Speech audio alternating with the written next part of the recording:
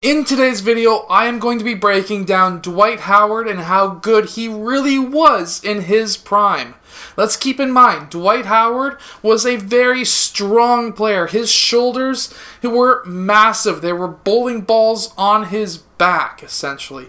And then on top of that, he was able to jump high. He still is able to jump really high. And he was a 7-foot center. He was Superman version 2. Shaq was version number 1.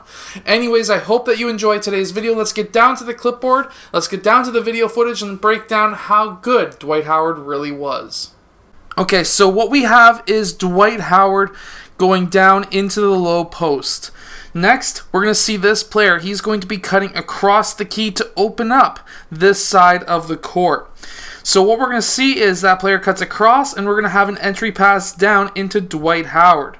Now, the great thing with Orlando back in the day was the ability to really make teams honest with their defense, because you're going to find that Dwight Howard, even though he was a super strong player, no players would come down and double team. The reason behind that is everyone else on the court were able to shoot three-point shots at a fairly high percentage. It was an inside-outside game style. So what Dwight Howard does here is a quick reverse pivot. He swipes through. He keeps that ball high because this player's hands are down low. He doesn't want to swipe low. That could get the ball stripped from him.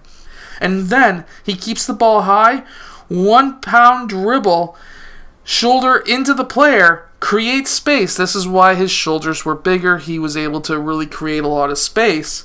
But also what shoulders help you with is being able to go up with contact and dunk it over top of other players. So let's break down really quickly how Dwight Howard jumps to dunk the ball. So here's Dwight Howard way over in this corner. He swings his arms to get momentum. He starts low and then he goes and jumps. He keeps his butt low over his heels so that when he jumps and he uses his arms for momentum, he's able to jump much higher. Remembering, shoulders are a huge portion of your vertical jump ability because of momentum. Your lower back is also massive. Your core, your abs in general are very important because that's what's going to give you stability in the air to pull off dunks like this one. And then obviously your legs and your hips are also very important. And he's able to slam dunk just like that. So here's a build on the first post move that we just looked at. We do a reverse pivot, swipe through, 1 dribble, but we're going to spin off and go up for a dunk. You could have also went up for a left-handed shot as well, but we will be breaking down in a future video some post moves that Dwight Howard does in-game and that you can do as well. So I'm going to show you a quick strategy that Dwight Howard did that a lot of people did call a foul, but can also be interpreted as not a foul. So let's watch. This is Dwight Howard down in the low post.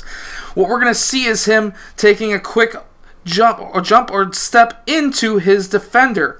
Now his defender falls trying to get the charge. The reason why he didn't get that charge, and in my opinion should have tried his best to stand straight up and not allow himself to get knocked over or try not to take the charge, is because Dwight Howard, even though he's a massively strong player and he's going into his defender, his shoulder is not being lowered. He's not lowering his shoulder. He's going straight sideways into his defender, and this is something that you can do as well. If you are bigger than your defender, but you're roughly the same height as the player defending you, what you can do is take 1 dribble without lowering your shoulder into his chest, and in most cases, you will not get that foul call.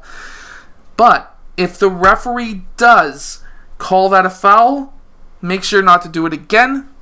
Don't argue. It is something that is right on the edge of not a foul and is a foul. So let's watch it one more time. He goes, dribbles into his defender's body without lowering his shoulder, spins off, and then he's able to finish with a dunk.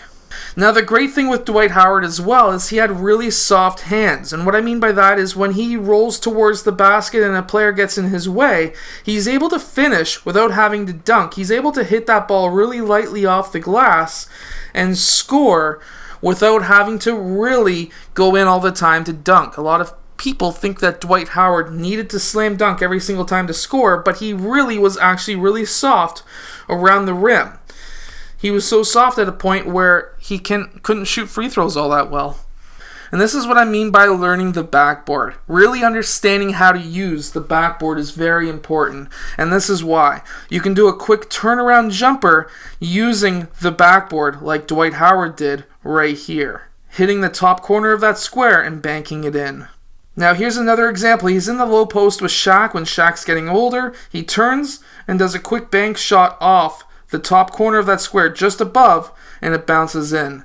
That's what I mean in all my other videos by understanding the area to hit roughly in that zone right there if you really want to hit a nice soft shot off the backboard. So I've mentioned this a few times in my other videos, but also here as well.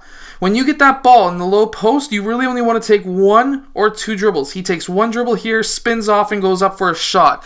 Now, the reason why you don't want to go for multiple dribbles in the low post is a good example right here. He has 4 players around him, and he's able to go up for the shot because he only took 1 dribble. Now, if he took a second dribble, one of those 4 players would be hacking away at the ball, and he would have lost it.